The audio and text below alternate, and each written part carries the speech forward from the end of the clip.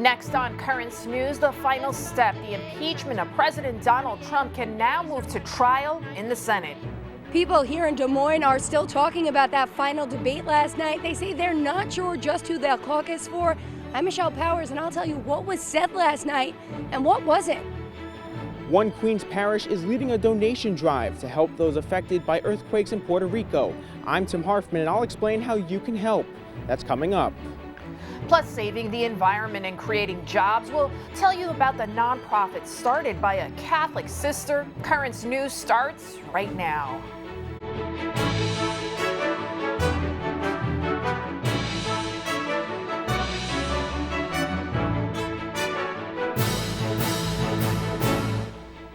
Good evening, I'm Lydia Serrani. Tonight, the U.S. Senate is preparing to conduct the third presidential impeachment trial in our history. Today, the House sent over 2 charges against President Trump and named the members who will prosecute him. Steve Nannis reports.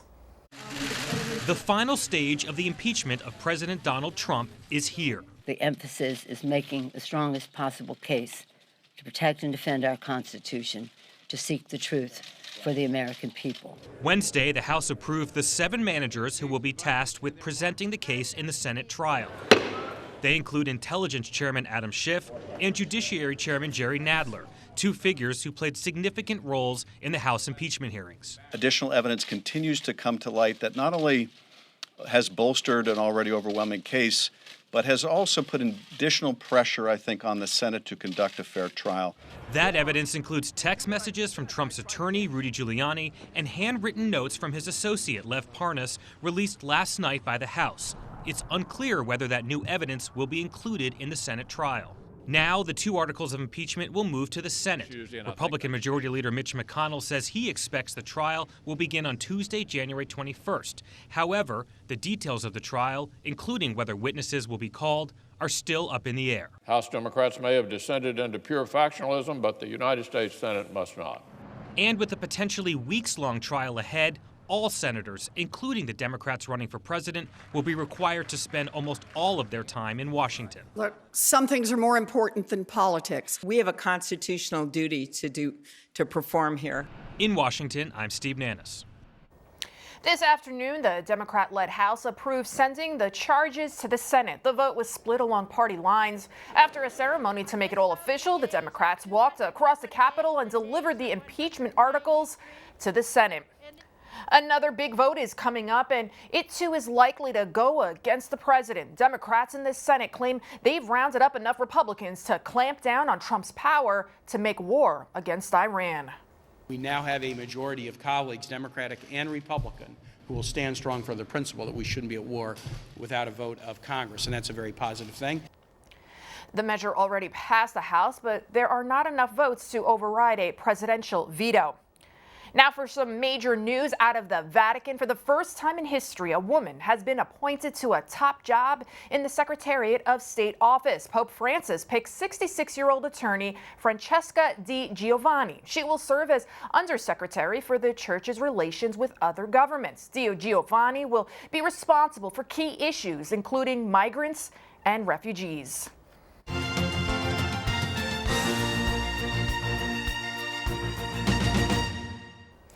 Now it's up to Iowa's voters to decide which Democrat should take on President Trump. The top candidates debated last night for the final time before the state's caucuses.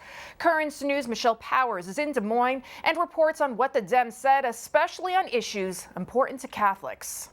Only 6 people took the stage last night, making it clear today that the reality is that all 6 could be considered frontrunners, but only one will leave Iowa with a win.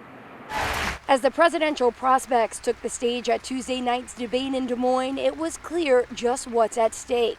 The final chance for these White House hopefuls to go head-to-head before the Iowa caucus. This new trade deal is a modest improvement. Senator Sanders himself has said so. The progressive favorites, Bernie Sanders and Elizabeth Warren, addressed the heated rhetoric between the 2 campaigns this week. How could anybody in a million years not believe that a woman could become president of the United States? What did you think when Senator Sanders told you a woman could not win the election? I disagreed. Meanwhile, for Joe Biden, the night presented another opportunity to focus on who he hopes will be his only opponent come November. That's President Donald Trump. Predictable from the day he pulled out of that agreement, Trump, what exactly would happen. We're now isolated. Meanwhile, Pete Buttigieg and Amy Klobuchar continue to court a more moderate vote, seeing a path to the nomination by focusing on centrists. It's going to take a view to the future, as well as the readiness to learn from the lessons of the past. When it comes to Iraq right now, I would leave our troops there. And a sixth candidate, businessman Tom Steyer, positioned himself as the outsider. And it's time for someone from the outside to have a strategic view about what we're trying to do and how to do it. The candidate spoke out on the key issues, many important to Catholics trying to vote with their conscience, on health care. Every other major country on earth is guaranteeing health care for all. The time is long overdue. On foreign policy. What you want in a president is someone who has dealt with these life and death issues and who has made decisions. And taking on Donald Trump. I am the one who has the broadest coalition of anyone running up here in this race. But they mostly skipped over health care and abortion entirely. A move disappointing pro-life Democrats ahead of D.C.'s March for Life. The candidates will not share the stage again until after the February 3rd caucus. Until then, it's campaigning in living rooms, diners, and right here on the street. In Des Moines, Michelle Powers, Currents News. So what did Democratic primary voters take away from last night's debate? The six candidates clashed over a number of topics, among them health care, what it means to be the commander-in-chief, and gender politics. Joining me now to break it all down is Brian Brown, political science professor at St. John's University. Thank you, Professor, for being here. Let's begin with that friction that we were kind of anticipating and waiting for between Senator Sanders and Senator Warren. What do you make of all that? It seemed to kind of fizzle last night. Well, that was really the only big takeaway from what was a rather subdued and kind of placid debate. And you would think the last debate before the Iowa caucuses, before the first votes are cast, would have been a little bit more exciting, but it really wasn't. And Sanders and Warren clashed over a conversation, an alleged conversation from 2 years ago about can a woman win and successfully be elected president. And other than not shaking hands at the very end of the debate, if you stayed up that late for it, there wasn't much to report. The candidates have had a lot to deal with when it comes to the impeachment process. How do you think they handled it? Well, I think it's going to be a real challenge for 3 out of the 6 candidates, Warren, Klobuchar, and Sanders, who are effectively going to be on jury duty for the next month or so in the Senate, part of their constitutional responsibility. I think clearly, we know where they are when it comes to the impeachment. Elizabeth Warren, to her base, she has been early and outspoken in favor of impeachment, so that might help. But they're going to be taken off the campaign trail for a while, and that could help people like Joe Biden or even Mayor Pete. Tensions over Iran, of course, were also an important topic last night. Who do you think handled it best? Well, I think what I was disappointed, I thought Mayor Pete Buttigieg, given his military experience, would have come out stronger. He did not really have any standout moments during that part, and that was a lengthy part of the early part of the night. Elizabeth Warren, to her credit, I don't think people see her as this kind of tough defensive candidate, but she did talk about her plans, which would be removing all the troops. Biden differentiated himself in the sense that he was talking about leaving troops behind. He has the experience, having been vice president, having gone through this. But that distinction between Sanders and Biden over voting for the war in Iraq and who knew what when will be something you'll hear more about on the campaign trail. Who would you say the losers were, or the winners were of last night's debate? I think certainly Mayor Pete at that point in that, he didn't really stand out. Senator Klobuchar has that nice kind of Midwestern appeal, but again, didn't really do anything to stand out and make a moment. She's struggling in the fundraising. So I think if you're going to do winners, Warren had a good night. Sanders had a good night in the sense that he didn't do anything wrong. Biden, the same. Actually, the person who probably had one of the better nights was President Trump, who was campaigning in a swing state, while all these Democrats are in a state where they're probably going to lose come November. And he had quite the crowd. Looking ahead, who do you see winning Iowa and going all the way to the convention in Milwaukee? Well, the polls seem to favor Sanders has taken a lead. There's still a lot of people undecided. There could be a scenario where Sanders and Warren split between Iowa and New Hampshire. Biden holds out until South Carolina, but he has to make a move and make it pretty soon. We'll wait and see. St. John's University political science professor Brian Brown, thank you so much for being here as always. Thank you. There's more bad news tonight in Puerto Rico. A new and powerful earthquake rocked the island. This one registered a magnitude of 5.2. More than 24 quakes measuring 4.5 or higher have rattled Puerto Rico since late December. Those tremors have destroyed hundreds of homes and caused more than $100 million in damage. Responding to the disaster in Puerto Rico, a Queens church is launching a drive to bring help to the victims. The parishioner leading the relief mobilization has a special reason for acting. Currents News' Tim Harfman has that story from Sunnyside.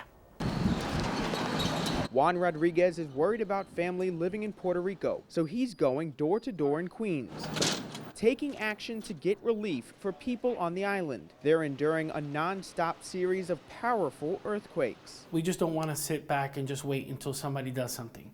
We want to act now. Juan's spearheading a donation drive at his church, Queen of Angels in Sunnyside. I just wanted to drop this off. He's going to local businesses, getting them on board the relief campaign. I'm always willing to lend a hand. Everyone who can help have to help. Juan's also calling on other parishes in Brooklyn and Queens to help. That's what I want to do, yeah. He's asking for items including non-perishable foods, baby products, and first aid supplies. This room may look empty, but between now and February 2nd, Juan plans on filling it with essentials to help the people of Puerto Rico. You can drop off donations at Queen of Angels Church, located on Skillman Avenue between 44th and 45th Streets in Sunnyside, Queens.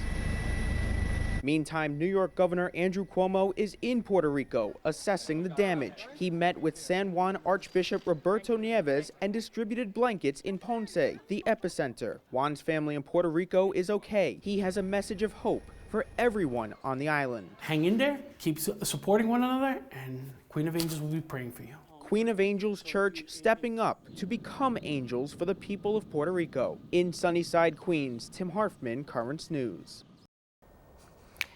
Brooklyn Bishop Nicholas DiMarzio is calling on all Catholics in the diocese to help the people of Puerto Rico. A special collection will be taken up at Masses on January 18th and 19th. That's this weekend. The bishop has a special closeness with Puerto Rico. He traveled to San Juan with Cardinal Timothy Dolan in the wake of Hurricane Maria's devastation, bringing love and financial aid to the victims there.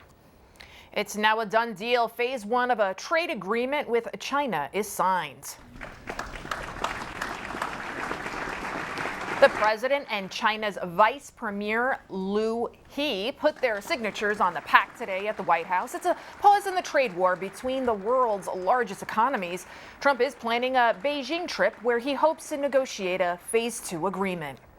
There's a lot more news headed your way. It's at the center of a controversy for retired Pope Benedict. A book now on sale in France. We have the latest. This nonprofit not only is saving the environment, but it's also creating jobs for those who need it most. And it was started by a Catholic sister. I'm Emily Druby. That's ahead. And he won a Purple Heart, and he's going to steal your heart when you hear what this 104-year-old vet wants for Valentine's Day. We'll tell you how you can make his dream come true. Just keep a paper and pen handy. We're coming right back. Do you have a story idea or want to share a tip? Email us at newstips@desalesmedia.org or call our 24-hour number 718-517-3122. We'll be right back.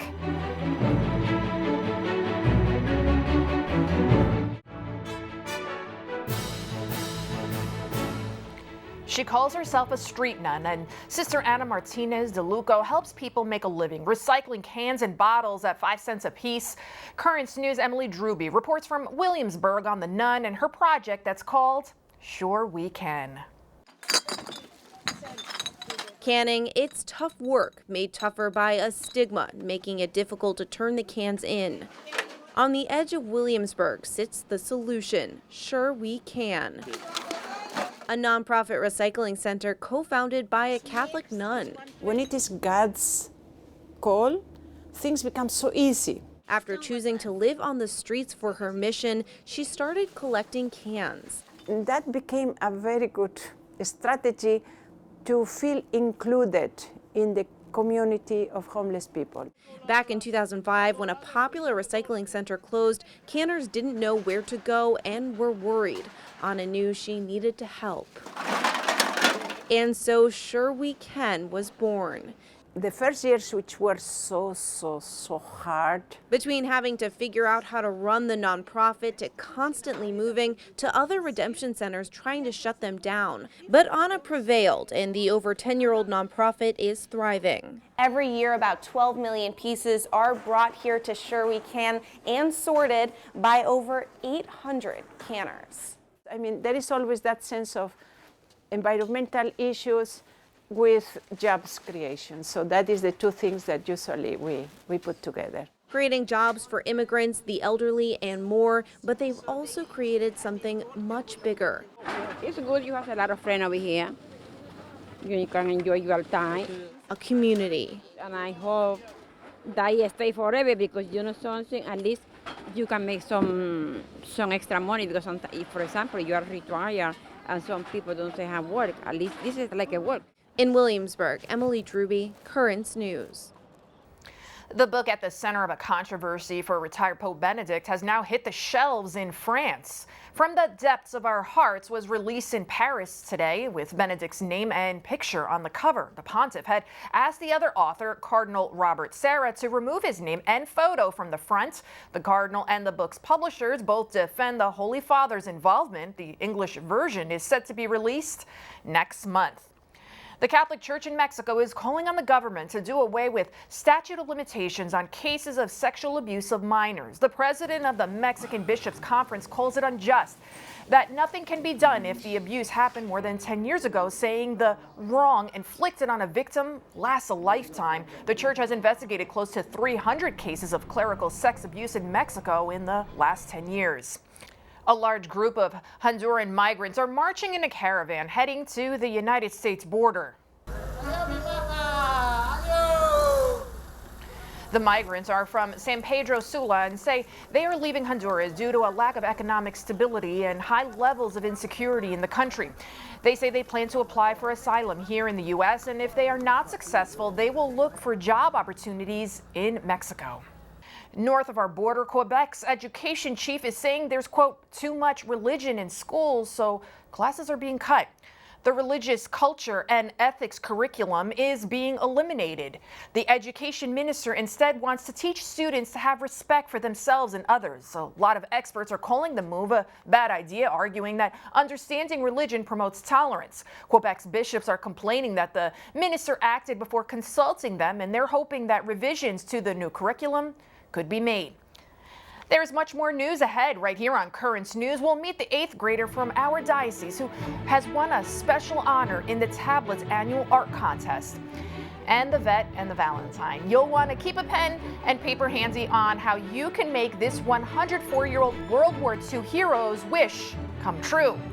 But before we head to the break, an important programming note about a special Currents News 5-part series on human trafficking. Tomorrow, we will bring you the first part where we dig deep into a crisis that Pope Francis calls modern-day slavery. It's a silent epidemic that's uniting survivors, law enforcement, and religious leaders of all faiths in a fight for justice. Join us for this important series, Human Trafficking Exposed, tomorrow, Thursday at 7.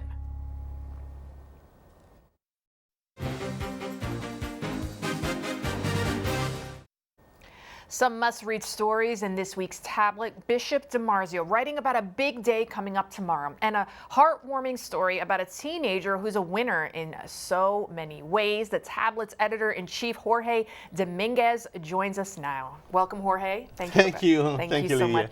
Now, let's start off with Diego. I actually had the opportunity to meet with him. He is a young man from St. Helens in Howard Beach. Talk to me about what he's accomplished. He's a special kid. This is such a beautiful story. We have, every year we have this art contest at the tablet for kids from Catholic schools called Keep Christ in Christmas. And this year, a teacher from St. Helen call us to say, you know, I want to call your attention to this piece of art. It's from a special needs student in our school. He's great. So it was a beautiful piece of art to begin with, but we were, the story behind was so great. So for the first time in our contest history, we gave him a special award for special needs kids. It's the first time we do that. And Diego had the opportunity to come here with his mother and his brother to share an afternoon at the tablet and to meet, and you met him too. Yes. It was such a beautiful story. There are two important things about this story that I want to, to comment briefly. His mother, Diego's mother, she's a single mother of 2 kids, one of them with special needs, and she has done so much to keep, the Christian, the Catholic faith as a central part of the family life, right? So, and you see that in Diego. You have to read the story. I can't wait. And he had such a wonderful smile. His little brother, the mother, just wonderful people. Now, tomorrow is a special day. Bishop DiMarzio is writing about something very important, Religious Freedom Day. What is he saying? Well, it is very important what he is saying. He said that religious freedom is a problem, not just abroad, but here in the United States, because people think that religious freedom is just religious freedom of worship, and it's more than that. It's how the role of the role of religion in society is respected. And we have challenge. Thanks God, we don't have the same challenge that Christians have in Africa or in the Middle East, but we do have challenge here too. So Bishop DiMarzio is talking about all those issues. You have to read that story too. And one quick update about the Christmas fund. Oh my God. Thank you. That's the most beautiful phrase in English or in any language, and that's what my column is about. We reached $106,000 this year. Wow. And $1 million for the last 8 years of the Bright Christmas campaign. We're so grateful to our readers, and we have been able to do so much good with that money. Thank you so much. The spirit of Christ and giving, alive and well. Yes. That's it. Jorge Dominguez, editor-in-chief of The Tablet, thank you so much, as always, for being here with us. Thank you for having me. The Tablet needs your support to ensure that Catholic journalism will thrive well into the future. You can do so by purchasing the paper at your parish or by subscribing to The Tablet so it comes right to your mailbox. You'll save up to 55% by having it delivered to your home versus paying for it at church. Go to the website, thetablet.org/home55, or call the number right there on your screen, 877-883-8356. And finally tonight, a World War II veteran with a Purple Heart is hoping to win the hearts of people around the nation. Marine Corps Major Bill White is asking the public for Valentine's Day cards. The 104-year-old is hoping to add it to his scrapbook collection about his life. I'll save every one of them, like I've been saving little things that would come up right now, and they'll be a personal part of my history. Major White spent 30 years in active duty and fought in the Battle of Iwo Jima. If you would like to send him a card, please mail it to the Oaks at Inglewood. That's at 6725 Inglewood Avenue in Stockton, California. That zip code is 95207. And that's Currents News. I'm Lydia Serrani. Thank you so much for joining us, because we are putting your faith in the news. Hope to see you again next time. Good night.